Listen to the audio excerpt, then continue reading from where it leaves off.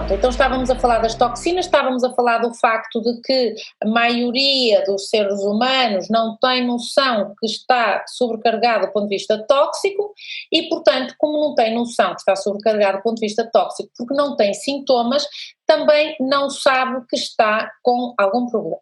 Não sabendo que está com algum problema, vai continuar a ter o mesmo estilo de vida e, portanto, não vai fazer nada para o modificar. Quando ficamos doentes, então aí prestamos atenção àquilo que comemos, àquilo que bebemos, àquilo que respiramos, àquilo que pensamos. Lembrem-se sempre que os pensamentos são toxinas. Temos uma média de 60 mil pensamentos por dia.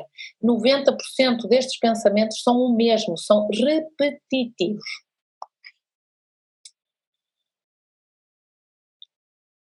O meu querido Mário pergunta-me se as doenças que se manifestam no corpo físico são todas de origem emocional. E eu acho, quanto mais estudo, eu acho que as doenças de facto são multifactoriais.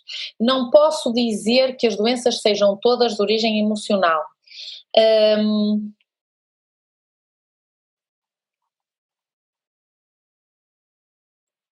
Porque existem mais que um fator a congeminar para então aparecer uma doença. O que é importante percebermos é que as doenças são sempre um conflito.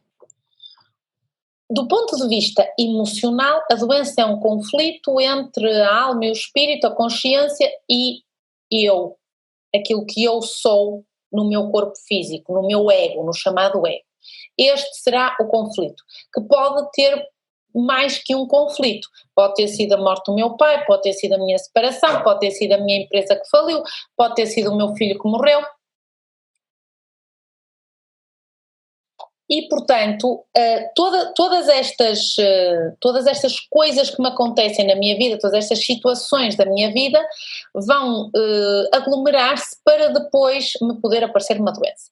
Contudo, como eu estava a tentar seguir o meu raciocínio das toxinas, por exemplo, portanto, nós temos as toxinas endógenas, nós temos as toxinas exógenas, nós temos a inflamação crónica persistente, que é aquilo que eu estou inflamada por dentro e que é um fator de risco, por exemplo, para eu apanhar um vírus.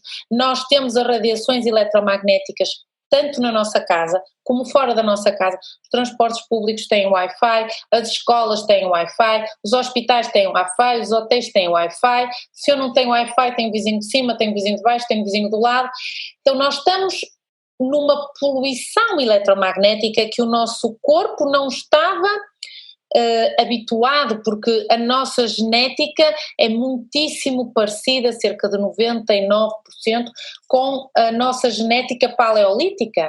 E no paleolítico não havia radiação eletromagnética artificial, havia a radiação eletromagnética natural, que é aquela que vem do ambiente do planeta e do ambiente, podemos dizer, do universo, não é? Do Sol, por exemplo, como sabem, provoca um campo eletromagnético entre o Sol e o planeta Terra. Então, as doenças são sempre multifatoriais, contudo, às vezes encontramos uma causa maior, que pode ser, de facto, emocional, pode ser um grande trauma que eu tenha tido, um grande choque que eu tenha tido.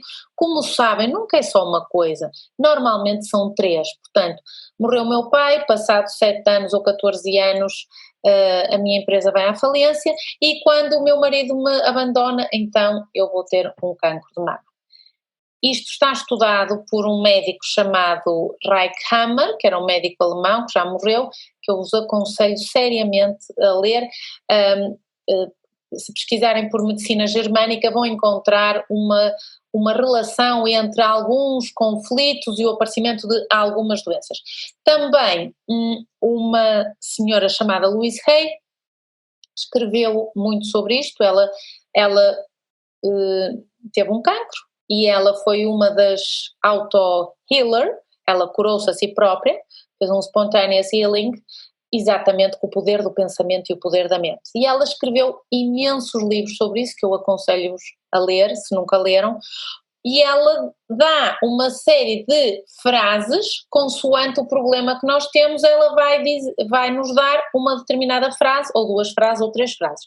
E nós vamos dizendo aquela frase como se fosse uma lenga-lenga, até nos convencermos verdadeiramente daquilo, mas na realidade aquilo está a fazer por um mecanismo de feedback que o nosso corpo, como sabem, o cérebro não vai distinguir o real do imaginário, que o nosso corpo se convença, que as nossas células se convençam daquilo, e portanto o trauma, o conflito que deu origem ao aparecimento daquela doença, então vai desaparecer.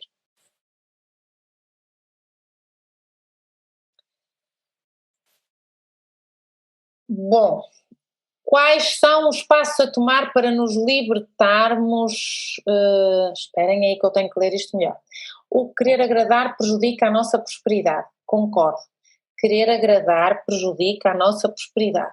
Nós somos muito mal educados em relação a isto, porque nós somos educados para ser uns santinhos, nós somos educados para dizer que está sempre tudo bem, portanto, o querer agradar, é preciso às vezes saber dizer que não. Não, não é possível, não, volta amanhã, não, não é possível. Quais os conselhos que nos pode dar para sermos mais genuínos e naturais? Quais os passos a tomar para nos libertarmos das ações que tomamos em função da aceitação, aprovação do próximo? Ora bem, eu penso que na realidade há um grande conselho fantástico sobre isto que se chama o cagar no que os outros pensam. Portanto, quando eu vou vivendo a minha vida de acordo com aquilo que eu sinto, reparem que não é com aquilo que eu penso, é com aquilo que eu sinto. Ou seja, eu medito, eu entro em coerência cardíaca. A minha coerência cardíaca significa que existe uma ressonância entre o meu cérebro e o meu coração, portanto, entre aquilo que eu penso e aquilo que eu sinto. E esta relação entre o meu cérebro e o meu coração vai me permitir ser mais genuína, ser mais natural, porque as minhas ações vão de acordo ao que verdadeiramente me faz falta, ao que eu sinto verdadeiramente. Portanto, eu penso que um dos passos a tomar será quando alguém acha que eu estou a fazer uma coisa de mal, eu digo sempre isto: se for meu amigo, eu ouço, eu dou-me ao luxo de ouvir e depois medito sobre se é verdadeiramente aquilo que eu sinto e se é o que eu devo fazer. Se for uma coisa que eu esteja a fazer errada, pois devo refletir sobre ela e, se necessário, alterar. Essa é a chamada coerência, é a chamada genuinidade. É honestidade comigo que vai ser honestidade com os outros.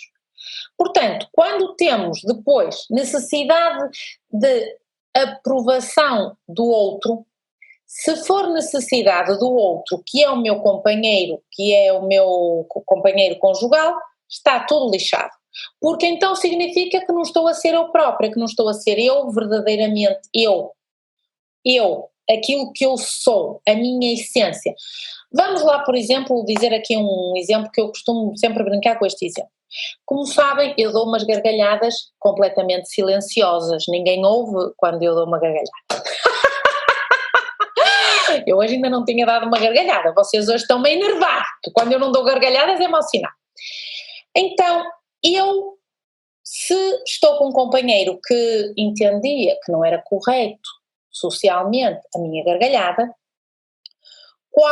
eu tenho duas hipóteses: mandá-lo para o sítio de onde ele veio, que eu não vou dizer qual é porque adoraria, porque me liberta ao stress quando eu digo asneiras, e a outra opção é deixar de dar gargalhadas. Se eu deixasse de dar gargalhadas, eu ia perder parte daquilo que eu sou, ia perder parte da minha essência, ia perder a minha alegria natural, o que vocês quiserem chamar, a natureza, o que vocês quiserem chamar. Se isso for verdade, se isso fosse verdade, se eu permitisse que isso acontecesse, se eu estivesse tolinha da minha cabeça, eu ia deixar de ser eu própria, portanto eu penso que ia ficar doente, porque eu estou a modificar-me em relação a uma coisa que é muito minha, muito natural, muito espontânea. Depois, anos mais tarde, ou meses, ou o que quiserem, a história podem pintá-la como quiserem, se são meses, são anos, depende daquilo que cada um fosse aguentar. é óbvio que isso era uma relação que não tinha futuro, porque se eu não estou a ser eu própria, se eu não estou a ser genuína, então algum dia eu vou rebentar. Posso rebentar com uma doença, aparecer-me uma doença no meu corpo físico para me dizer: tu não estás a ser tu. A energia que desce, a energia que circula no teu corpo está bloqueada porque tu não és tu. E isso sim dá origem a uma doença.